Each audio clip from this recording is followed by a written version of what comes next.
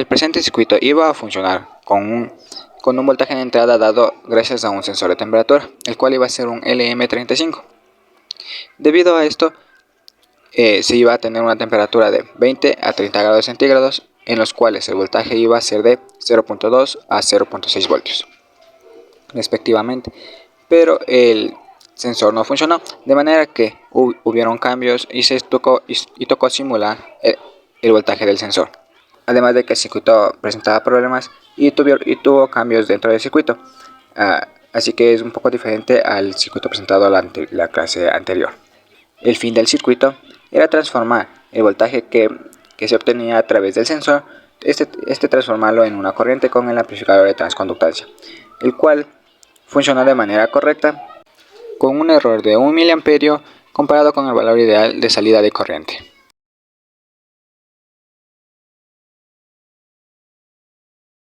El tema de la práctica del día de hoy es transductores monolíticos.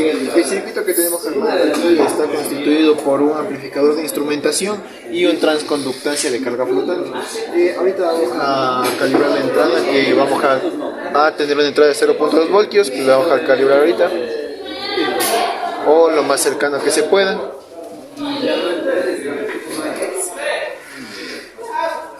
Ya, bueno, ahí tenemos una entrada de 0.206 voltios y a la salida debemos tener una corriente de 4 miliamperios. Tenemos una salida de 5 miliamperios que está bastante cercano a nuestro valor nominal. A continuación les voy a presentar el segundo valor de este amplificador. El segundo valor, como se puede observar, es de 400. De 400, simulando al sensor que de la práctica debe dar una temperatura de 40 grados centígrados. Entonces a continuación voy a calibrar 400.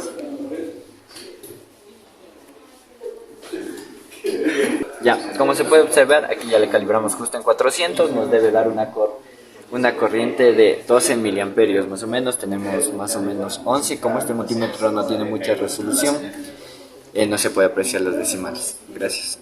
Para esta tercera medición vamos a calibrar el voltaje de entrada a 600 voltios. Ya tenemos calibrada el voltaje a 600 miliamperios, de manera que para la salida de corriente a través del circuito de amplificación de transconductancia contamos con una corriente de 19 miliamperios, lo cual es bastante cercano al valor ideal. En conclusión, mediante la simulación, ya que el circuito no funcionó correctamente con el sensor, hemos comprobado con la simulación que evidentemente que la temperatura de entrada va a ser multiplicada por 10 miliamperios para obtener el voltaje que se obtendrá a través del sensor, el cual iba a ser nuestra entrada para el circuito. De manera que íbamos a tener una entrada de temperatura de 20 grados centígrados a 60 grados centígrados, de manera que el voltaje de entrada al circuito iba a ser de 0.2 voltios a 0.6 voltios. Esto con una transformación respectiva de 4 a 20 miliamperios. De manera que se pudo comprobar que el circuito funcionaba de manera correcta. Como recomendación, en el caso de tener sensores tipo sonda, se sugiere comprobar las entradas y salidas del sensor antes de ser colocado en el circuito para así evitar dañarlo. Y en el caso de que sea el sensor tipo transistor, este se debe cubrir de manera correcta por todo el sensor para evitar cortocircuitos y que ingrese agua al sensor, de manera que no se queme. En esta práctica se concluye que el uso del LM35 tipo sonda o tipo transistor no fue el adecuado, ya que en nuestro caso, para nuestro grupo, contábamos con dos LM35 tipo sonda, los cuales se quemaron debido al voltaje de alimentación, ya que este puede variar entre 4 y 32 voltios.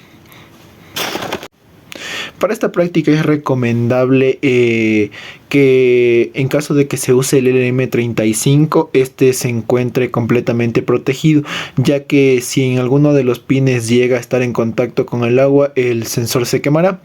Y también es importante recalcar que en esta práctica se usó una fuente independiente de alimentación de voltaje para simular el sensor.